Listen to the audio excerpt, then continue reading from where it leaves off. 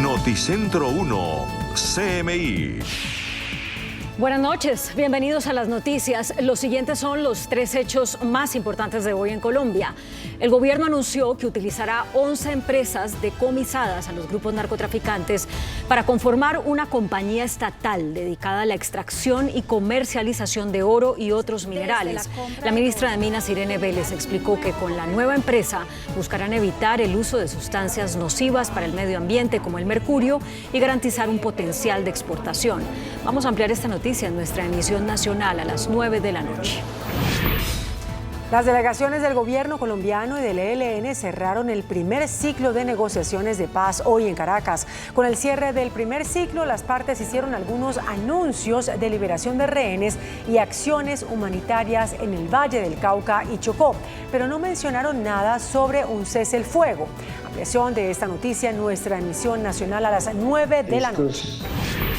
Aumenta el número de personas muertas por el consumo de licor adulterado en Bogotá y en Cundinamarca. Ya son 38 personas intoxicadas, 23 víctimas mortales por la ingesta de los licores Rey de Reyes, La Cabañita y Old John en menos de 15 días. La Secretaría de Salud adelanta operativos y un riguroso análisis toxicológico de estas sustancias para determinar el grado de metanol que contienen, un alcohol industrial letal para los seres humanos. La Gobernación de Cundinamarca ofreció recompensa de 20 millones de pesos por información de quienes se dedican a vender este licor adulterado. Ampliaremos esta noticia en nuestra emisión nacional a las 9 de la noche. Las siguientes son las noticias más importantes del mundo hoy.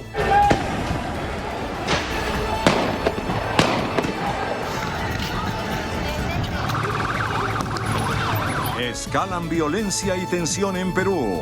Manifestantes se toman aeropuerto de Arequipa. Exigen liberación del depuesto Pedro Castillo. 5 muertos deja caos durante protestas en varias regiones del país. Presidenta Boluarte plantea adelantar elecciones para apaciguar ánimos en Perú.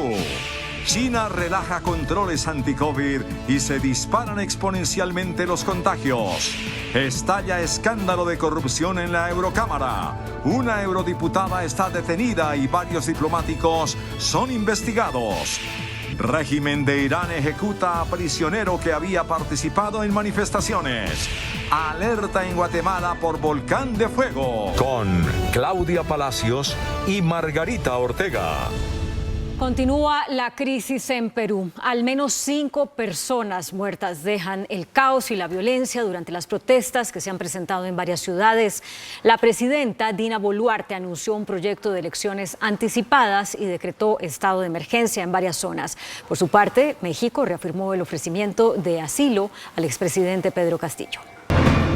No cesa la violencia en Perú. Alrededor de 400 manifestantes rompieron las mallas de seguridad del puente Añachuaico y irrumpieron en las instalaciones del Aeropuerto Internacional Alfredo Rodríguez Bayón de la región Arequipa. Se registró la quema de llantas en los exteriores del terminal aéreo, mientras los protestantes tomaron la pista de aterrizaje. Las autoridades han informado que hasta el momento las violentas protestas dejan 5 personas muertas en todo el país, mientras que de diferentes sectores hacen llamados a la no violencia. Somos el pueblo organizado. La nueva presidenta de Perú, Dina Boluarte, durante un mensaje a la nación en televisión nacional, anunció que el Ejecutivo presentará un proyecto para trabajar en conjunto con el Congreso en realizar elecciones anticipadas para abril de 2024. He decidido asumir la iniciativa para lograr un acuerdo con el Congreso de la República para adelantar las elecciones generales para el mes de abril del 2024. En los próximos días remitiré al Congreso un proyecto de ley de adelanto de las elecciones generales para ser consensuado con las fuerzas políticas representadas en el Parlamento. Boluarte además decretó estado de emergencia en las zonas de alta conflictividad social.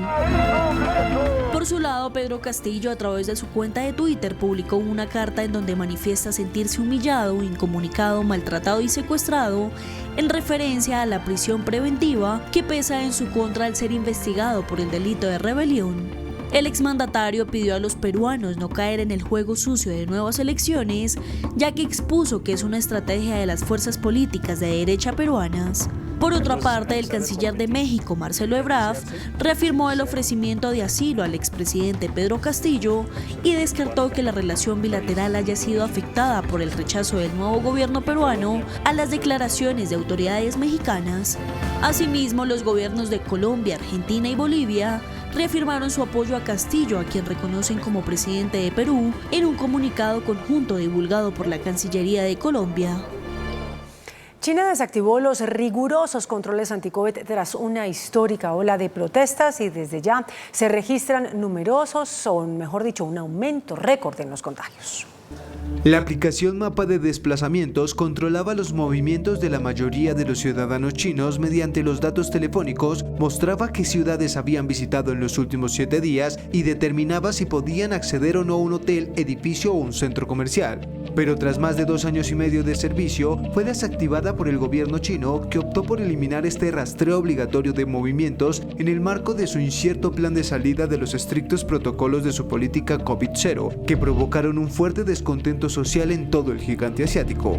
Además, el desmantelamiento de la radical estrategia china para contener la pandemia coincide con el gran aumento del número de casos de coronavirus y de hecho expertos advierten ya de una ola sin precedentes de contagios con COVID-19 a medida que la variante Omicron se propaga rápidamente y cuando un preocupante brote ya sacude a Pekín, la capital del país. Estados Unidos autorizó la vacuna de refuerzo COVID-19 para menores de 5 años. En medio de la alerta por el aumento de casos en ese país, los y las bebés desde los 6 meses hasta los 5 años de edad son elegibles para recibir la vacuna actualizada de COVID-19. Las vacunas bivalentes se dirigen tanto a la cepa original como a la variante Omicron. La vicepresidenta griega del Parlamento Europeo, Eva Kaili, fue detenida en Bruselas en medio de un escándalo por corrupción que vincula a otros diplomáticos. La eurodiputada Eva Kaili fue encarcelada en Bruselas e inculpada por pertenecer a una organización criminal, blanqueo de dinero y corrupción. Las autoridades encontraron bolsas de billetes en su casa durante el registro que se llevó a cabo el viernes pasado. Kaili y otras 3 personas, entre ellas un exdiputado italiano, fueron detenidas en el marco de una investigación de un juez belga sobre presuntos pagos de Qatar para influir en decisiones del Parlamento Europeo. La autoridad griega de lucha contra el blanqueo de capitales anunció la congelación de todos los activos de la vicepresidenta del Parlamento Europeo. Además, se encuentra suspendida de sus cargos. La congelación de estos activos también afecta a miembros de la familia cercana a la diputada, como sus padres.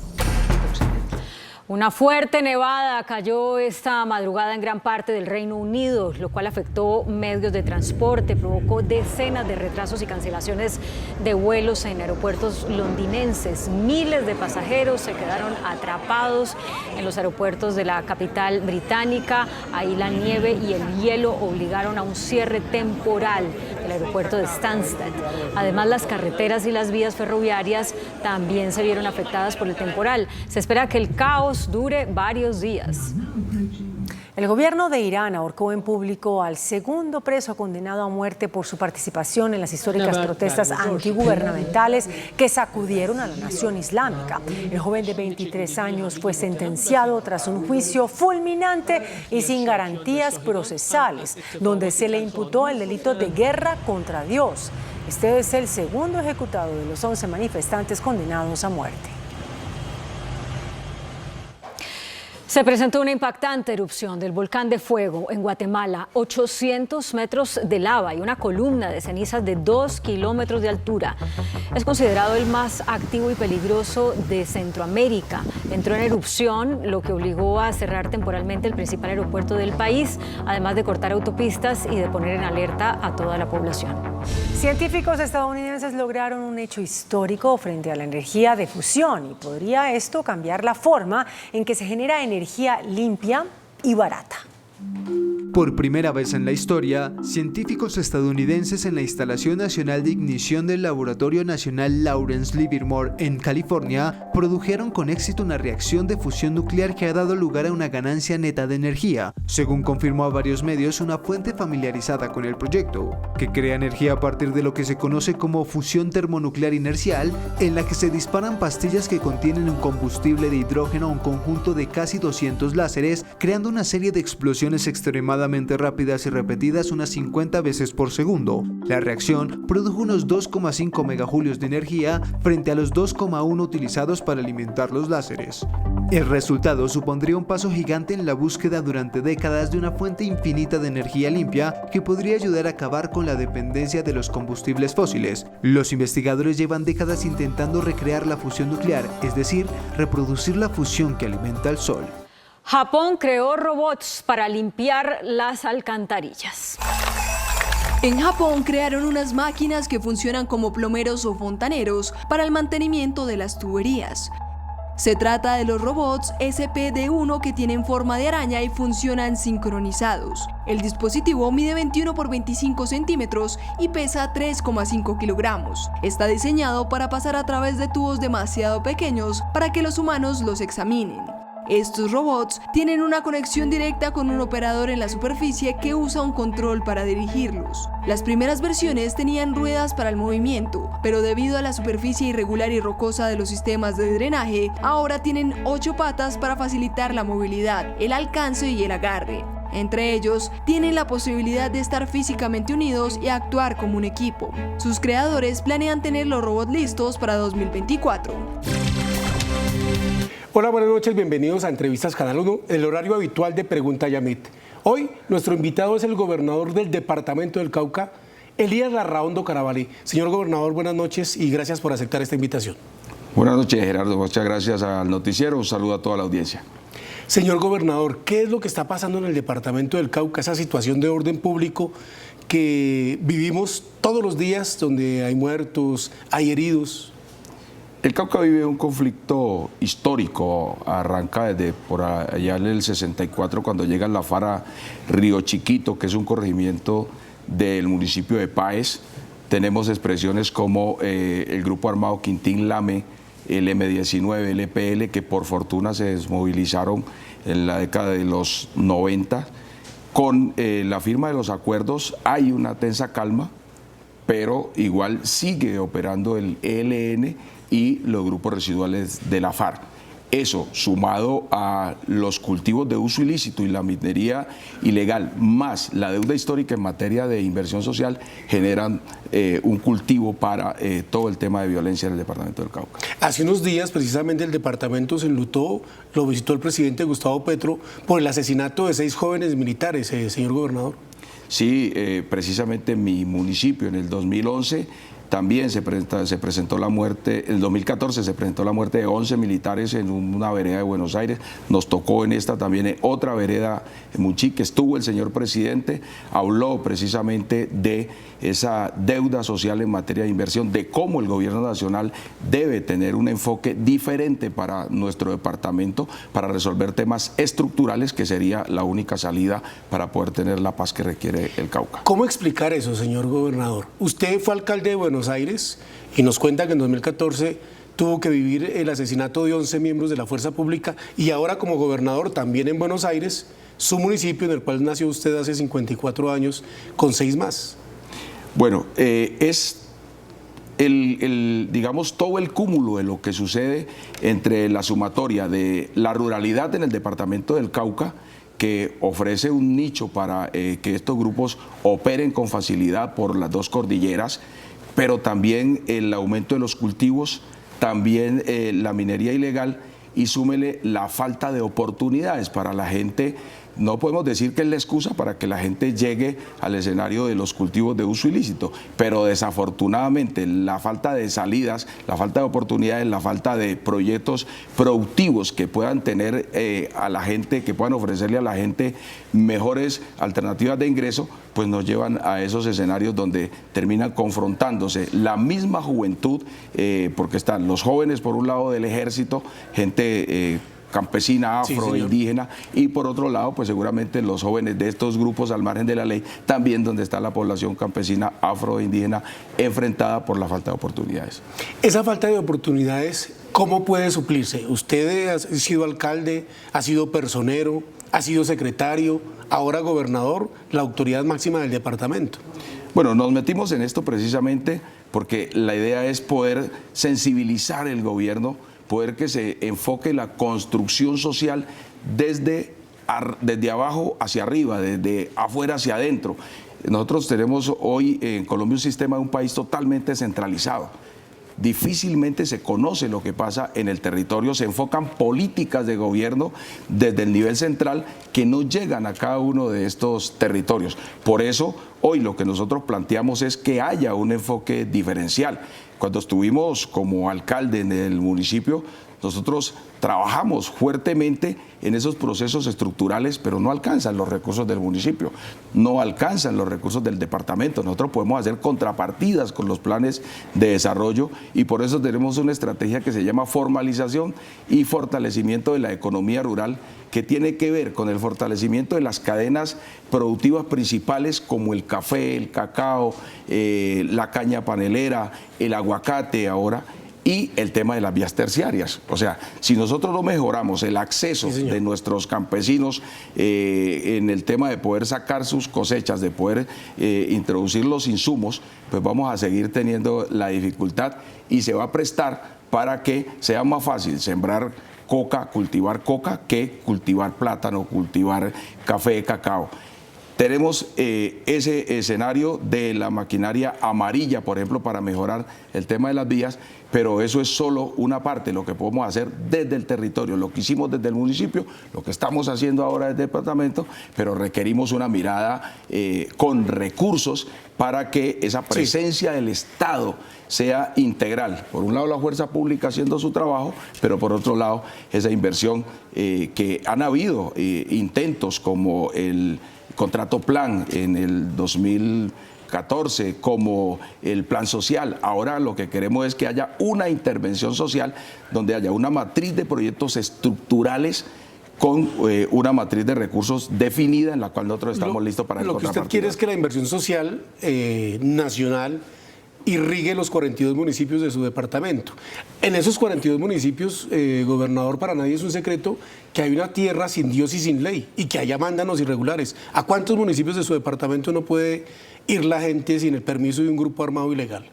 Bueno, allá hay una situación y no la podemos desconocer, que es la presencia de esos grupos al margen de la ley. Lo que se requiere es que el Estado recupere esa presencia integral, repito, con la fuerza pública, pero también con la inversión.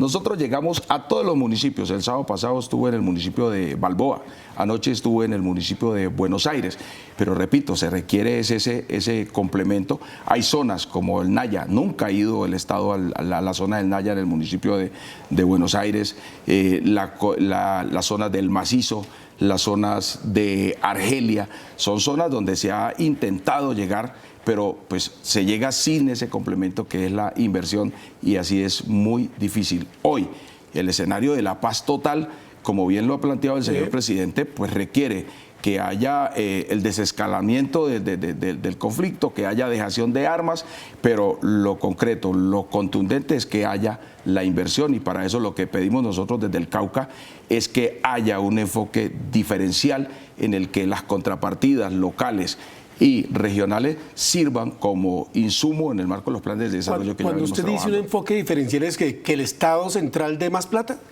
Lo que pasa es que la paz de Colombia se cruza por la paz del Cauca. O sea, si no resolvemos el tema del Cauca, que donde están todos los escenarios, repito, está las pandillas, está el tema de tierras, está el tema de cultivos de uso ilícito, los grupos al margen de la ley. Pues si no resolvemos ese tema, que es con inversión social, para hablar, por ejemplo, de la vía al mar, nosotros tenemos la única zona costera que no tiene acceso por vía terrestre. Entonces, si no resolvemos eso, si no trazamos una vía marginal por el río Cauca para que se pueda llegar con facilidad a esos territorios, si no potenciamos para que la virtualidad en materia de educación y de salud llegue a esos sectores, pues va a ser muy difícil que nosotros podamos hablar de un escenario de convivencia. Le reitero la pregunta que le hice hace un rato, señor gobernador. En el Cauca hay sitios donde el Estado no entra sin el permiso o la gente no puede transitar sin el permiso de un grupo ilegal. Hay sitios, repito, en el que hay mayor presencia de grupos al margen de la ley. Eso no se puede desconocer. Repito, la fuerza pública hace hasta algunos sectores su intento. Hay unos sectores inclusive en el que llega las guardias indígenas, las guardias cimarronas, las guardias campesinas, y estamos también presentando un proyecto para que podamos en ese escenario fortalecer también la seguridad, la convivencia y complementar el ejercicio de fuerza pública con inversión social. ¿De qué le ha servido al departamento del Cauca, aunque llevan pocos meses de gobierno, el que la fórmula vicepresidencial en su momento, hoy vicepresidenta de la República, Francia Márquez, sea oriunda de esa región? Bueno, visibilizar primero que todo el departamento. La vice se ha recorrido el departamento, estuvimos en los diálogos vinculantes tanto en Popayán, en la zona del Macizo, como en el norte del departamento del Cauca. La semana anterior estuvimos en el municipio de Guapi mirando los temas de la costa. El hecho de que ella conozca la región, el hecho de que ella por convicción trabaje en ese territorio, nos da la posibilidad de que los ministros y el mismo señor presidente pueda tener una mirada ya con un enfoque de inversión. Se puede tener la mirada, pero si no hay inversión va a ser muy difícil. Se está en estos momenticos en el tema de los diálogos vinculantes para la formulación del plan de desarrollo, y desde allí se están trabajando unos proyectos estructurales. Con lo que tenemos ahora, estamos proyectando una inversión que pueden ser las victorias tempranas y la formulación del plan, que, repito, para nosotros es una gran ventaja, es una enorme ventaja que la doctora Francia Márquez, que es del territorio, pero que además es una persona que identifica con mucha facilidad todo lo que sucede, pueda tener la direccione a nivel nacional esa inversión, como lo debe hacer para todo Colombia, pero para un departamento que es uno de los que más ha sufrido el tema de el conflicto y que más se representa esa deuda social en materia de inversión. Es decir, lo que usted pide es que ese tratamiento diferencial para el Cauca se traduzca en el Plan Nacional de Desarrollo con más inversión. Debe quedar. Hay proyectos de infraestructura vial indiscutiblemente que tienen que fortalecerse desde las vías terciarias con el apoyo de la mano de obra para generar inclusive empleo. Las cabeceras municipales debe llegar su pavimento para poder facilitar el tema de la movilidad y las vías de impacto. En estos momentos ya se está adelantando la doble calzada Santander de Quilichao, Popayán, pero debe llegar también a Parso, debe terminarse el anillo del Macizo, debemos llegar al mar por vía carreteable, debemos trabajar la conectividad con el Huila para, nosotros desembotellar el departamento del Cauca y fortalecer muchísimo, pero muchísimo, las cadenas productivas principales, y esto debe estar muy articulado con los proyectos de seguridad alimentaria. Señor gobernador, brevemente, ¿qué le pediría usted concretamente al presidente de la República como inmediato? Inmediato, que nos ayude a sacar adelante esos planes de desarrollo que ya tenemos desde los municipios, en los cuales tenemos proyectos de fortalecimiento en las capacidades de educación, fortalecimiento en los temas de la virtualidad en materia de salud, proyectos productivos, proyectos de seguridad alimentaria. El tema vial es clave y sobre todo pues el tema de seguridad. Ha planteado el señor presidente que se debe cambiar la estrategia para el Cauca en términos de tener ya soldados profesionales. Recibimos esa noticia de muy buena manera, pero repito, eso tiene que estar en complemento con recursos. El tiempo en televisión se pasa muy rápido. Señor gobernador Elías Larraondo Carabalí, del departamento del Cauca, muchas gracias por aceptar esa entrevista. Muchas gracias, Gerardo. Un abrazo a todos. Gracias por la sintonía. Continuamos en Entrevistas Canal 1, ahora con el gobernador de Cundinamarca, Nicolás García. Señor gobernador, buenas noches. Gobernador, ¿qué es lo que está pasando con el expendio, producción, venta de licor adulterado? Gerardo, muy buenas noches. Pues hemos evidenciado que por licor adulterado se han ocasionado ya la muerte de 20 personas entre bogotanos y cundinamarqueses. 2 marcas particularmente hemos identificado: Rey de Reyes y Cabañitas. El primero, Rey de Reyes, un licor que tiene marca registrada y que está siendo adulterado, y el segundo, Cabañitas, que no existe, no es una marca legal, no es una marca registrada, así que cualquier licor que se vea con la marca Cabañitas es un licor adulterado e ilegal. Señor gobernador, ¿cuántos muertos en su departamento? 16 personas fallecidas en el departamento. Estamos entre jurisdicciones de Bogotá y Cundinamarca hacia Soacha, sur de Bogotá y Soacha. Hoy se registró la última persona, el último reporte en Bogotá, y seguimos con los operativos y seguimos sobre todo pidiéndole a la comunidad que nos ayude a identificar dónde vean que están vendiendo estos dos licores, Rey de Reyes y Cabañitas. Es decir, que ya van 21 fallecidos, 16 de ellos en Cundinamarca. Señor gobernador, usted puso un trino que dice que son unos asesinos y ofrece una recompensa de 20 millones. ¿Por qué ese calificativo, señor gobernador, para dar con el paradero de quienes comercializan, producen estos productos? Gerardo, porque están utilizando alcohol industrial, literalmente están utilizando un tipo de alcohol que no es potable y que sin duda alguna quien lo utiliza sabe las consecuencias, sabe que puede ocasionar la muerte a las personas que lo consuman. Hemos estado haciendo diferentes operativos. Hoy no logramos dar con el paradero del expendio o la bodega de estos dos licores, pero ya hay una captura y tenemos ya un vehículo incautado.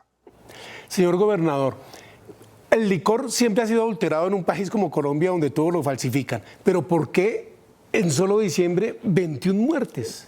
Precisamente porque el tipo de adulteración que están haciendo lo están haciendo con ese alcohol industrial, y ese alcohol industrial es el que está ocasionando las muertes. Nosotros tenemos un grupo permanente de lucha anticontrabando desde la gobernación que trabaja de la mano con la policía y fiscalía. De hecho, en lo que va de este año hemos incautado más de 10.000 botellas de licor adulterado. Sin embargo, esta modalidad, que se presenta en estos dos licores, insisto, al utilizar alcohol industrial, es la que está ocasionando la muerte de los ciudadanos. ¿Qué es lo que más se adultera, señor gobernador, en ese tema de licores?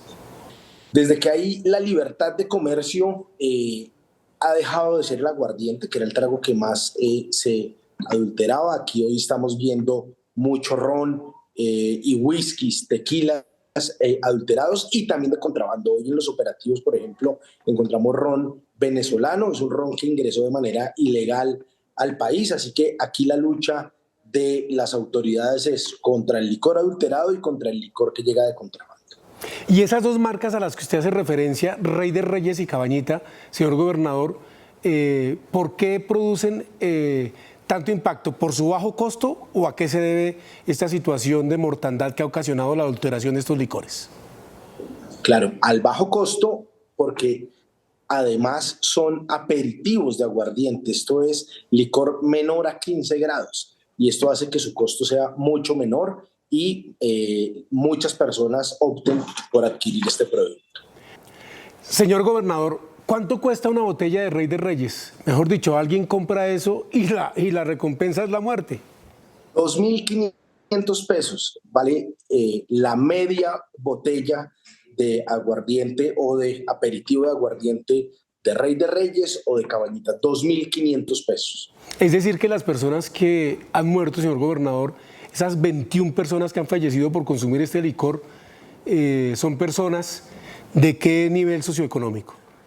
Estamos haciendo esa identificación, pero las que ya hemos podido verificar con sus familias pues son personas pertenecientes a estratos 1 y 2. Es decir, los más vulnerables son los que más están sufriendo por las personas inescrupulosas que, como usted dijo, son asesinos. Así es, porque pues se dejan tentar, digámoslo así, por el bajo costo de este licor sin saber que su contenido les puede ocasionar la muerte. La recompensa que ofrece la gobernación de Cundinamarca para dar con el paradero de los que producen y comercializan y venden Rey de Reyes, Cabañita y todos los demás licores adulterados, ¿es de cuánto? 20 millones de pesos. ¿Qué debe hacer una persona que tenga información sobre esta cadena de producción y comercialización? Informar a la gobernación por las diferentes redes sociales o a través de nuestra línea 123. ¿Ya han tenido llamadas, señor gobernador? ¿Ya ha habido colaboración de la ciudadanía al respecto? Ya hemos tenido llamadas y en este momento todo el grupo de la Fiscalía y Policía están haciendo la verificación acerca de la veracidad de esa información. Señor gobernador, otro tema muy importante a tratar con usted son las festividades de Navidad y Año Nuevo. Y los trancones son descomunales en el departamento de Cundinamarca. En la vía Girardot, que entiendo se suspenden los trabajos que se adelantan allí de ampliación. En la vía Anapoima, la mesa Anapoima. ¿Qué va a pasar con estos corredores viales, señor gobernador, en estas festividades?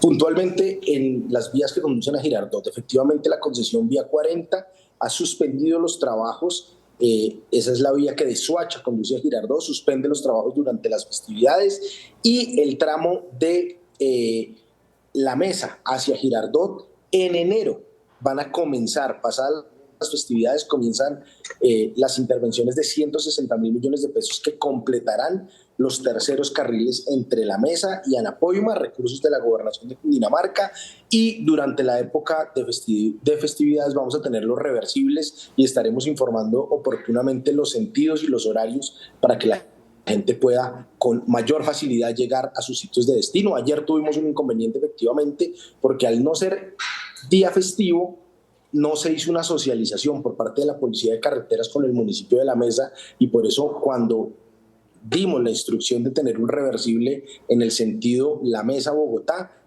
no se pudo llevar a cabo porque faltaba esa socialización del decreto por no tratarse de un día festivo, era un día domingo, y eso fue lo que ocasionó ese trancón. Sin embargo, hoy tuvimos reunión y está absolutamente claro para la policía las fechas y la información que tendremos a la comunidad para poder tener la vía en un solo sentido en los días más importantes de la época de diciembre y de enero. Señor gobernador, es que precisamente, aunque no era festivo, sí coincidió con el puente de Velitas, el 8 de diciembre, 9 viernes, 10 sábado y 11 domingo. Fue un puente largo. Sí, y efectivamente, y nosotros dimos la instrucción a la policía de tener ese reversible, pero por un tecnicismo, y hay que asumirlo y decirlo, por un tecnicismo, el comandante encargado de Policía de Carreteras en el departamento asumió que no tenía la facultad de generar el reversible porque no se trataba de un lunes festivo o de un día festivo. Yo estoy de acuerdo, debimos hacerlo en domingo, así el domingo no fuera festivo, porque al jueves ser festivo se generó un puente, sin duda alguna, para miles de viajeros, pero por un tecnicismo en el decreto no se tuvo en cuenta este retorno como si fuera un día festivo, un grave error que esta mañana pusimos en conocimiento de la policía para que no se vuelva a repetir. Señor gobernador, este tema es muy delicado porque es que la gente que sale a descansar o sale de vacaciones lo que hace es estresarse horas y horas, porque es imposible, aunque pareciera, y lo es posible, que duren en un trancón de Anapoima a Bogotá 4 o 5 horas, y lo mismo de Melgar, aunque queda en el departamento de Girardot, 4 o 5 horas, y lo mismo sucede por la autopista norte, gobernador. De acuerdo, y por eso hemos con éxito, de la mano con Bogotá, organizado los pico y placas regionales y los horarios de retorno y contraflujo. No sucedió ayer porque la policía entendió que al no ser un día festivo como tal, no podía originar el reversible. Nosotros no compartimos esa posición porque se venía de un día festivo, así el domingo no fuera explícitamente el día festivo, pero hoy ha quedado, espero, solucionado ese inconveniente, solucionado ese tecnicismo jurídico de un decreto, y esto no puede volver a repetirse, y donde tengamos el día o días antes un festivo, debe funcionar el pico y placa regional y debe funcionar la operación retorno con reversibles tanto en la vía de La Mesa como en la vía de Girardot, y seguramente también hacia calle 13, hacia la 80 y hacia la autopista. Hoy, ¿cuál es el punto más sensible del departamento de Trancón y donde se debe tener más paciencia por parte de los viajeros? La vía de Soacha a Girardot por las obras, pero con la suspensión de las obras por esta época de festividades, esperamos que también se aliviane un poco. Señor gobernador, ¿y cómo hacer para que la gente que sale, por ejemplo, por la vía de Soacha, en ese corredor que es tan importante hacia el sur del país, no pierda desde el centro de Bogotá 2 horas para poder pasar el municipio del sur de la capital?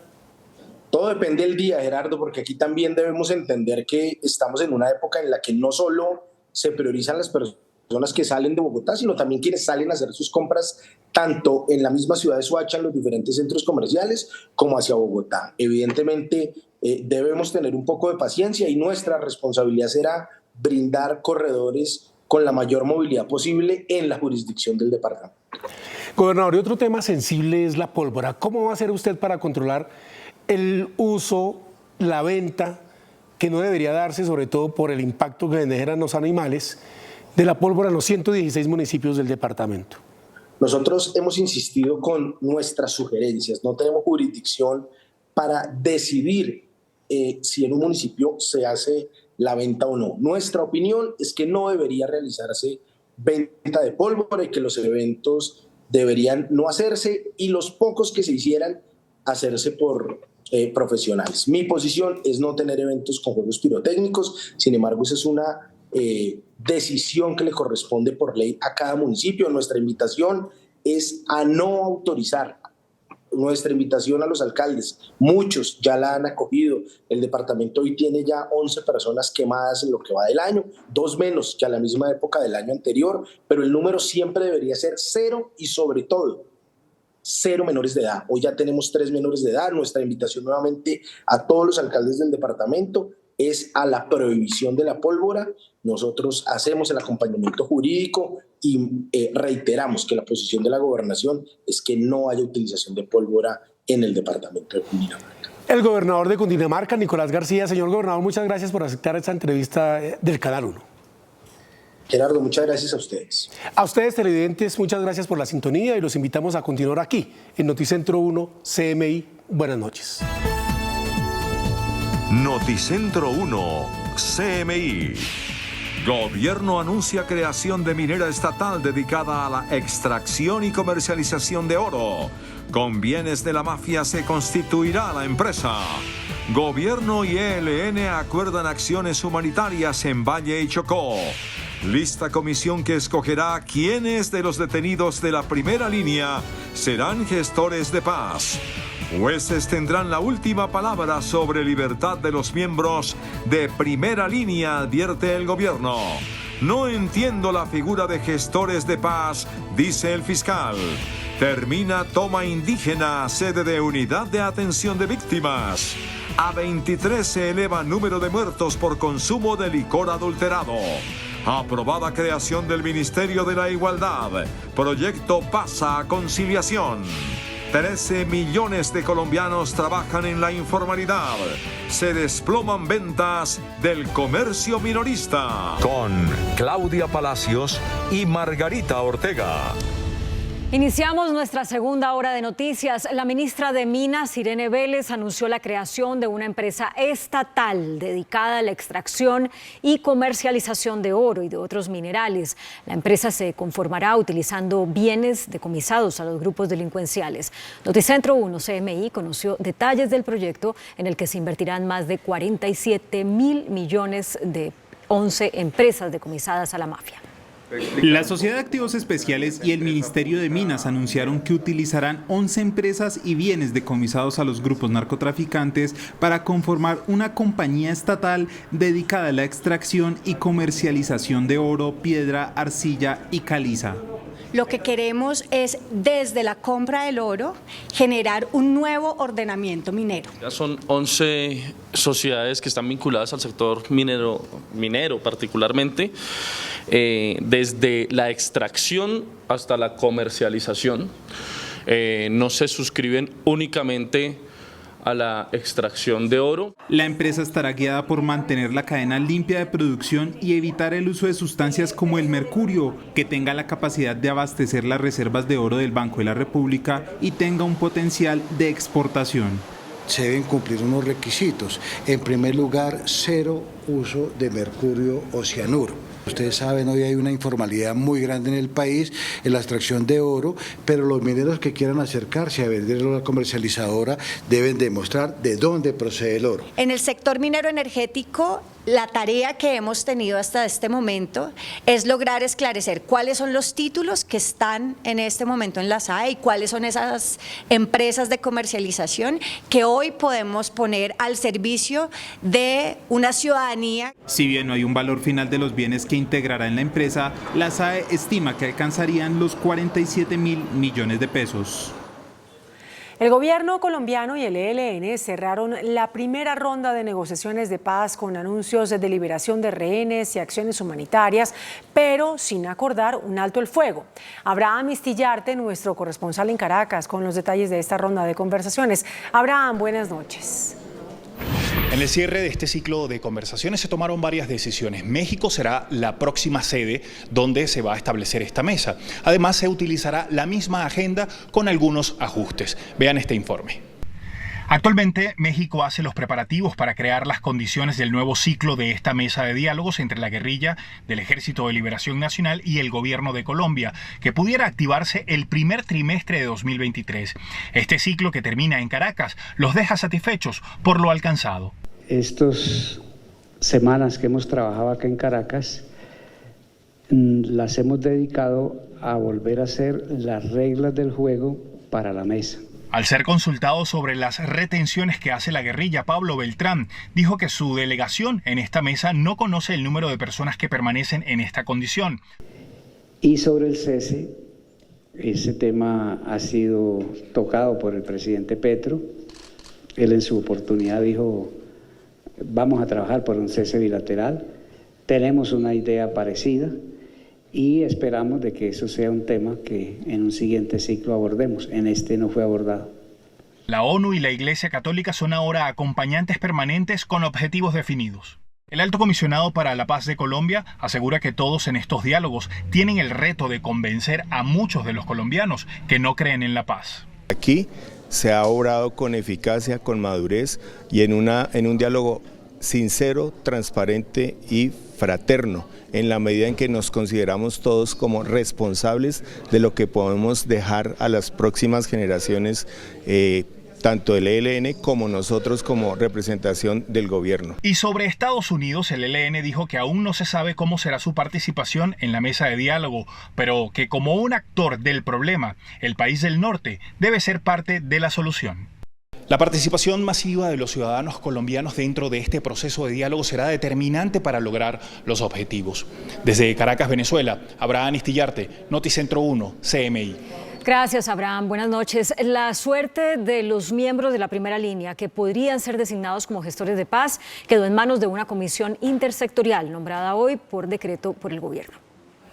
Mediante este decreto, el 2422 del 9 de diciembre de este año, el Gobierno Nacional creó la Comisión Intersectorial para la Promoción de la Paz, la Reconciliación y la Participación Ciudadana. Esa comisión, que será la encargada de definir los lineamientos de quienes son nombrados gestores de paz o voceros del Gobierno Nacional en diferentes procesos de reconciliación y procesos de paz, la integran el ministro del Interior o su delegado, el ministro de Justicia o su delegado, el ministro de Defensa o su delegado, y el director del Departamento Administrativo de la Presidencia de la República o su delegado. La Secretaría Técnica de la Comisión estará a cargo de la Oficina del Comisionado de Paz, Danilo Rueda. Las facultades y competencias de la Comisión serán las de recomendar la admisión o exclusión de ciudadanos pertenecientes a organizaciones sociales y humanitarias que se encuentren privados de la libertad como voceros en el marco de lo establecido en el artículo 5º de la Ley 2272 de 2022, es decir, la Ley de Orden Público que faculta al Gobierno Nacional a nombrar gestores de paz. Entre ellos, miembros de la primera línea que tanta controversia ha generado esta medida. No es hacer una revisión de los procesos, es solo definir, de acuerdo con unos criterios que adoptemos y esperemos a que tengamos esta primera definición, quiénes podrían ser designados promotores a juicio de la comisión para ser presentados esos nombres al presidente de la República. En este país, como en todo Estado de Derecho, los jueces tienen la última palabra y eso siempre se respeta. Esta misma semana, la comisión planteará que miembros de la primera línea salen de la cárcel a servir de gestores de paz. Los presidentes de la Corte Suprema de Justicia, Haroldo Quirós, y del Consejo Superior de la Judicatura, Jorge Luis Trujillo, advirtieron que la rama judicial tendrá la última palabra en la eventual liberación de integrantes de la primera línea. Tras conocerse que el gobierno sacará de la cárcel a integrantes de primera línea y a manifestantes detenidos para que ejerzan como voceros de paz, el presidente de la Corte Suprema le pidió al gobierno que aclare qué gestión ejercerán los liberados. No pertenecen a ninguno de los grupos al margen de la ley, ellos lo han manifestado muy claramente, entonces hay que esperar qué deciden nuestros jueces y qué deciden nuestros fiscales. Y creo que ellos tienen la autonomía y hay que respetar esas decisiones. El presidente de la Judicatura advirtió que los jueces tendrán la última palabra sobre las liberaciones que ordene el presidente Petro. Hay que respetar la institucionalidad y las decisiones de los jueces. ¿El recluso puede ser liberado por decreto o debe ser decisión judicial? Estamos analizando cómo va a ser la norma que expide el gobierno, que no la conocemos, pero todo nuestro respaldo a la labor de los jueces. Por su parte, el fiscal general Francisco Barbosa aseguró que no entiende la figura de voceros de paz o gestores de paz que permitirá la eventual liberación de integrantes de la primera línea. El fiscal general advierte que no hay claridad alguna sobre el rol de los voceros o promotores de paz que serán liberados por orden del presidente de la República, Gustavo Petro, para que participen en diálogos. Yo realmente no entiendo bien la figura del gestor de paz. Tendrían que explicarle al país exactamente vocero de quién, de qué y en el marco de qué proceso de paz para que haya mayor claridad. Creo que todo eso es una reglamentación que me imagino que tendrá que hacer el gobierno nacional. Barbosa advirtió que a la Fiscalía no le asignaron rol alguno en la comisión que impartirá los lineamientos para las liberaciones y en ese sentido sentenció que la rama judicial debe tener voz y voto. Los jueces de la República son la última palabra frente a cualquier salida de esas personas. El fiscal defendió las imputaciones hechas por la Fiscalía contra la primera línea. ¿Recuerdan ustedes las torturas, los homicidios, la quema del Palacio de Justicia de Tuluá, la quema de una sede de la Fiscalía en Popayán, la destrucción del Instituto de Medicina Legal? Todos esos hechos fueron sustentados debidamente por la Fiscalía General de la Nación. Y la procuradora Margarita Cabello también manifestó sus reservas frente a la norma que permitirá la designación de integrantes de la primera línea como gestores de paz. Sobre la propuesta de creación de una comisión intersectorial para la promoción de la paz, la reconciliación y la participación ciudadana, en la que se decidirá quiénes de los manifestantes de la primera línea que están detenidos quedarán libres. Esa determinación es precisamente para dar cabida a la elección de voceros que tendrán un papel fundamental ante los diálogos con grupos delincuenciales. Pero esos nuevos voceros tienen que seguir la regla general de ese artículo 5 de la ley 2272, en donde exige que cualquier vocero tiene que tener reconocimiento de esos grupos armados por un lado y además el consentimiento expreso de esos grupos armados. Las características específicas debería determinarlas o reglamentarlas la ley, creo yo, y no ser reglamentadas específicamente por un decreto presidencial. Todas estas declaraciones fueron dadas en el evento conmemorativo del Día Internacional de Derechos Humanos que se tomó a Cartagena, el espacio donde el Ministerio Público manifestó su preocupación ante las múltiples situaciones lamentables que involucran a los líderes sociales. Tras la expedición del decreto que acerca aún más la posible libertad de muchos integrantes de la primera línea que podrían ser nombrados gestores de paz, varias familias de los detenidos reaccionaron con incertidumbre. Otras piden que se revisen los casos de los jóvenes que ya han sido condenados. Doña Marta es la madre de Adriana Esperanza Bermejo, una estudiante y trabajadora que aprendió inglés de manera empírica y que le permitió trabajar en un call center. Sin embargo, no era ajena al estallido juvenil de inconformidad en las calles del país.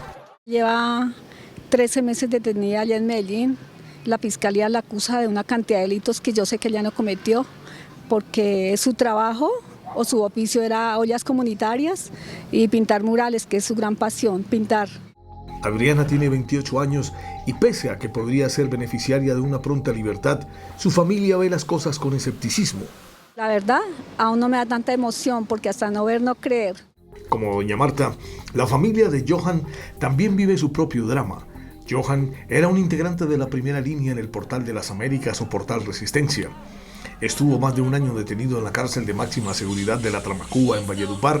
Hace 3 días y gracias a una huelga de hambre fue trasladado a Bogotá. Ya fue condenado a 14 años, pero su familia pide revisar su caso.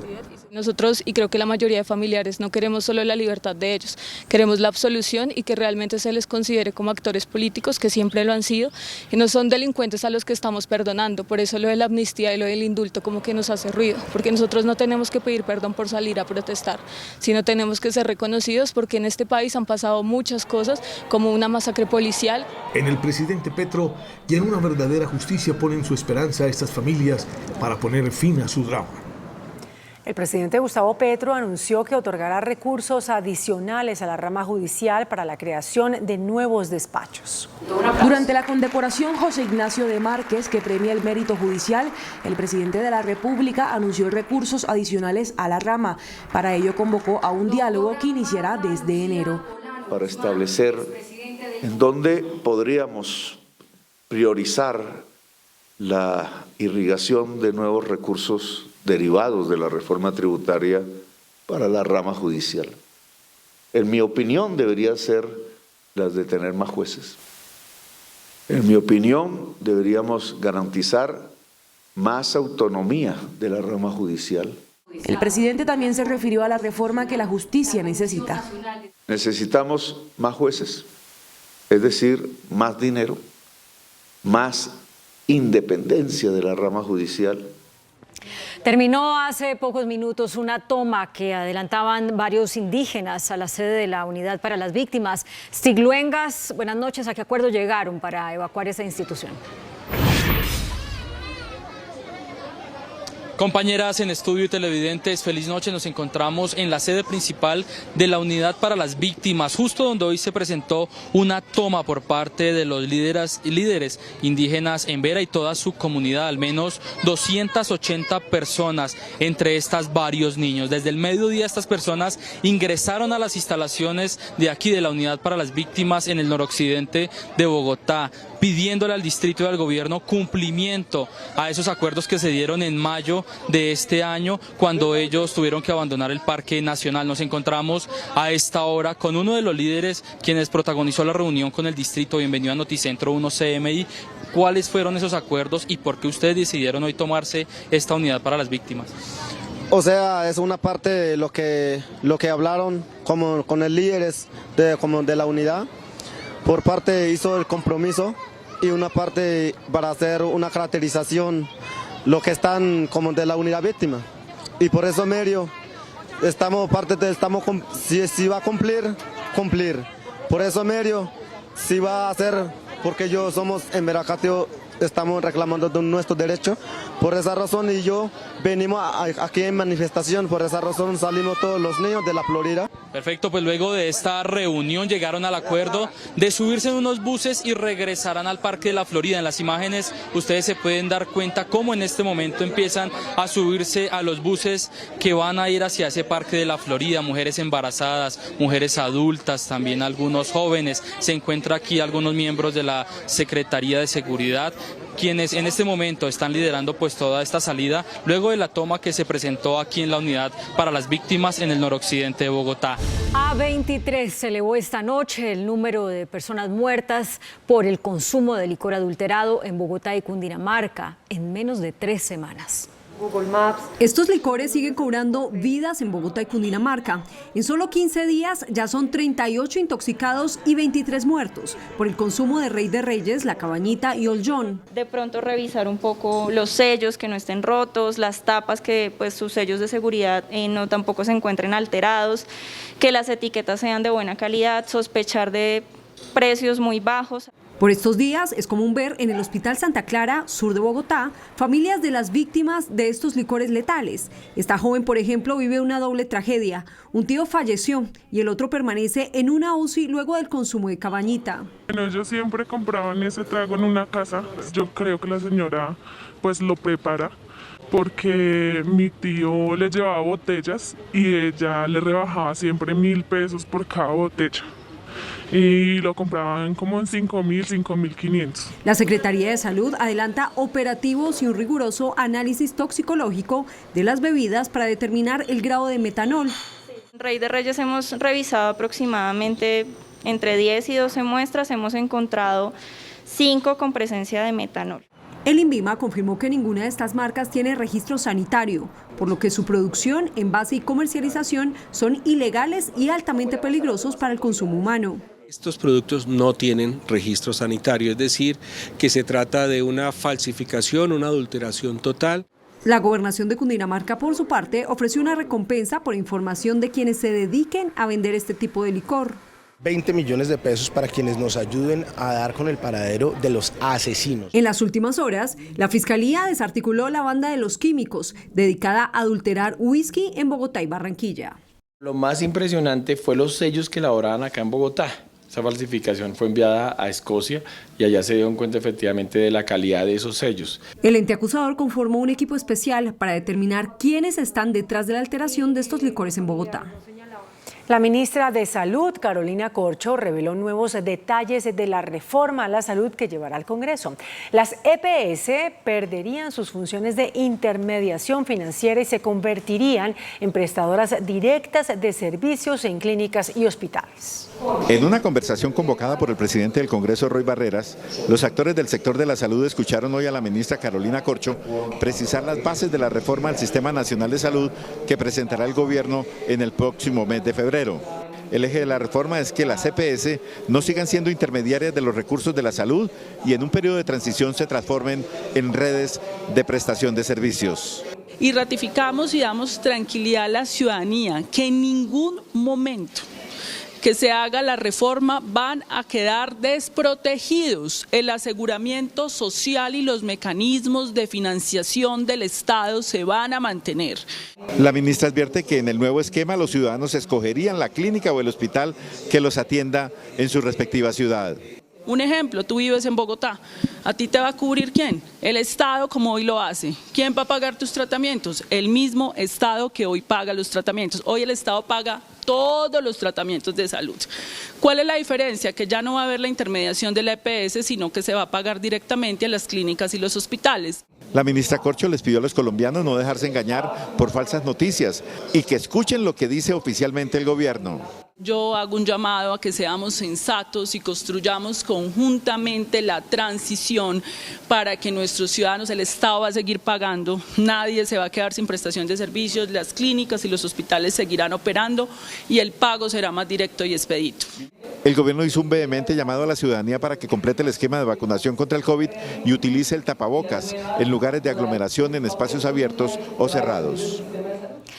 ASEMI, el gremio que agrupa las EPS, comparte la intención del gobierno de reformar el sistema de salud, pero advierte que acabar con la función de intermediación entre el usuario y las clínicas podría perjudicar a los usuarios. Tras escuchar a la ministra de Salud, Carolina Corcho, en la exposición que hizo hoy en la presidencia del Senado con la propuesta de eliminar la intermediación financiera de las EPS, la presidenta del gremio, Paula Costa, advirtió de darlo pensando muy bien en los ciudadanos. Hay una labor financiera, una labor administrativa que viene en paralelo con esa gestión de riesgo en salud, porque para que haya una cita médica tiene que haber un contrato, tiene que haber un pago, tiene que haber una revisión de la factura, pero ese es un mecanismo para hacer lo que realmente es importante, que es la gestión de riesgo en salud. Por su parte, el exministro de Salud, Augusto Galán, tiene también las mismas preocupaciones. Si van a desaparecer las EPS, como es el planteamiento aparentemente desde la perspectiva de esa función, entonces ¿quién va a cumplir esa función en el sector, en el sistema de salud? Las EPS dicen que acompañan al gobierno en los objetivos de la reforma a la salud, pero confían en que sus 30 años de experiencia no serán desaprovechados. La Superintendencia de Salud ordenó la toma de posesión de la EPS Ecopsos EPS, que está bajo vigilancia especial desde el 12 de diciembre de 2018. La Superintendencia de Salud dio 11 prórrogas para que tomaran medidas contundentes que aseguraran la recuperación financiera y la mejora en la atención a los afiliados. Sin embargo, nunca se cumplieron los objetivos. Una redada contra la extorsión se llevó a cabo en varias cárceles de Colombia.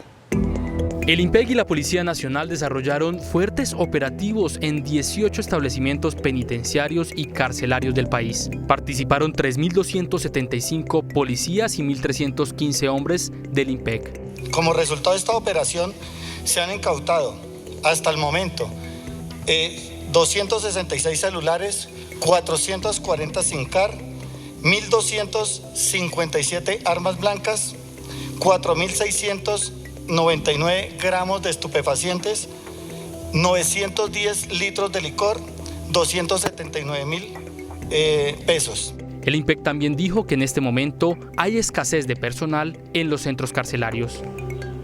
A conciliación pasó el proyecto de ley que crea el Ministerio de la Igualdad, aprobado ya por las plenarias de Cámara y Senado. Con la creación del Ministerio de la Igualdad se le dan facultades al presidente de la República para reorganizar, modificar o fusionar entidades ya existentes que quedarían bajo la potestad de la nueva cartera. A través del Ministerio de la Igualdad vamos a crear el Sistema Nacional del Cuidado.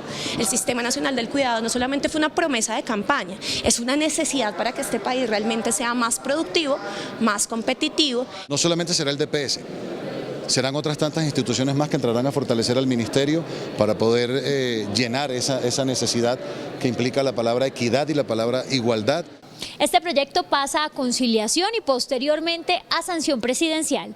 Lina María Sandoval, Noticentro 1, CMI. Al menos 5 muertos dejan las violentas protestas en Perú. La vicepresidenta del Parlamento Europeo es acusada de corrupción.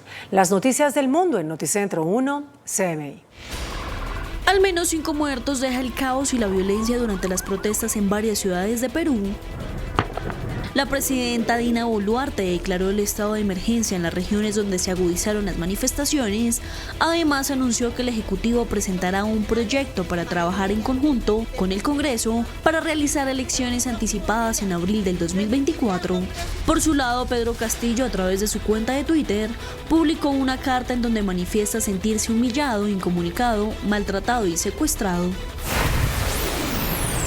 La vicepresidenta griega del Parlamento Europeo, Eva Kaili, fue detenida en Bruselas en el marco de una investigación policial belga sobre presuntos delitos de corrupción y blanqueos de capitales. Una impactante erupción del volcán de fuego en Guatemala, 800 metros de lava y una columna de cenizas de 2 kilómetros de alto. Considerado el más activo y peligroso de todo Centroamérica, entró en erupción, lo que obligó a cerrar temporalmente el principal aeropuerto del país, además de cortar autopistas y poner en alerta a toda la población. Más de 13 millones de colombianos trabajan en la informalidad. Eso es lo que dice el DANE.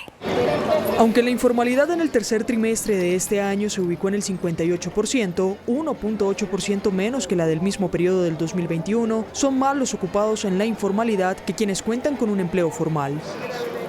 Más de 13 millones de colombianos están en esta categoría de ocupación. Según el DANE, los hombres son quienes viven en mayor medida de la informalidad, con un 59.9%, las mujeres 55.4%.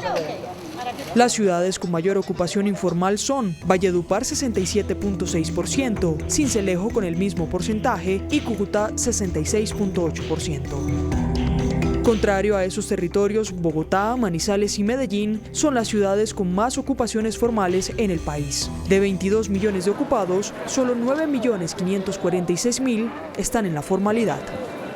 En la sexta jornada de la mesa de concertación para definir el aumento del salario mínimo, las partes acordaron frenar las alzas de 204 productos y desligarlas del reajuste en la remuneración básica.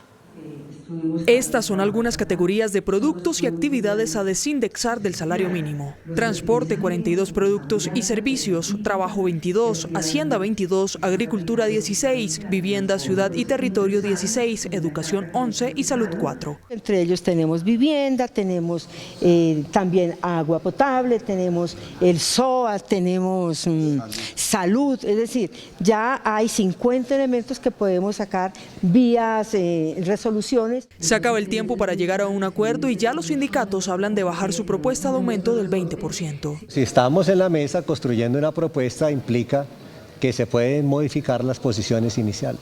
Por cada punto por encima de la inflación que se incremente el salario mínimo, le cuesta el crecimiento de la economía 1.92 billones. El próximo jueves se dará la cifra de aumento para el salario mínimo elegida por la mesa tripartita. El presidente de FENALCO, Jaime Alberto Cabal, reportó una disminución en las ventas del comercio minorista en noviembre.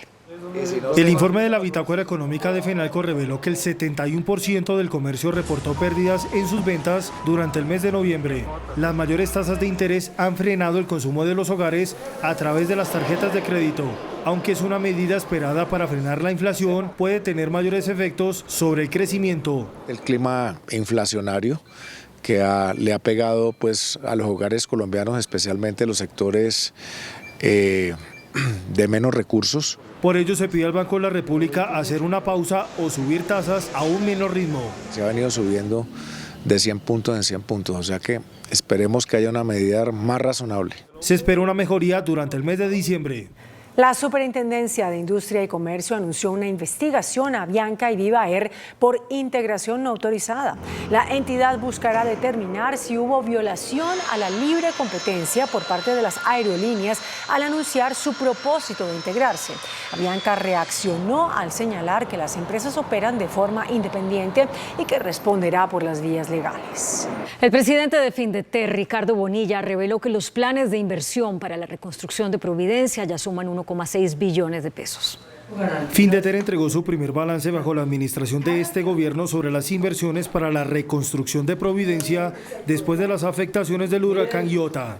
A la fecha se han destinado 1,6 billones de pesos, recursos justificados y que no han representado sobrecostos, más allá de los incrementos de precios por llevar materiales desde el continente hasta la isla. No se encontró transporte más barato y probablemente eso tiene una explicación. ¿Lo toma o lo deja? Entonces, la mayor parte está ahí. El resto es yo que le voy a pagar a los trabajadores que llegan. No les puedo pagar salario mínimo. Se tiene una ejecución de vivienda del 97%. El índice de capitalización de la bolsa, que mide el comportamiento de las 20 principales acciones, cerró a la baja. El índice selectivo MSCI Colcap de la Bolsa de Valores de Colombia fue la que más bajó con una pérdida de 0,75% a 1.226 puntos. La acción de Canacol Energy fue la que más subió con una valorización de 2,41% a 7.000 pesos. La acción de la Bolsa de Valores de Colombia fue la que más cayó con una pérdida de 6,92% a 7.200 pesos. La acción más negociada de la jornada fue la de Preferencial Bancolombia al movilizar más de 7.000 millones de pesos con una variación negativa de 1,97% a 31.320 pesos. El dólar cerró al alza. Indicadores económicos en Noticentro 1 CMI. La tasa representativa del mercado que regirá para mañana martes será de 4.836 pesos con 24 centavos. Los profesionales del cambio compran la divisa en promedio en 4.710 pesos y la venden en 4.760 pesos. Un euro cuesta 5.107 pesos. La libra de café en Nueva York se cotizó a $1.66. El azúcar se transó en 19,37 centavos de dólar la libra. El barril de petróleo WTI se cotizó en $73.32. La referencia Brent para Colombia se cotizó en $78.10. Una acción de Ecopetrol cuesta 2.214 pesos. Atención, hay una noticia al cierre. El padre Francisco de Rú publicó un salvamento de voto al informe de la Comisión de la Verdad, en el que advierte que no cree que los falsos positivos hayan sido política de Estado para matar inocentes.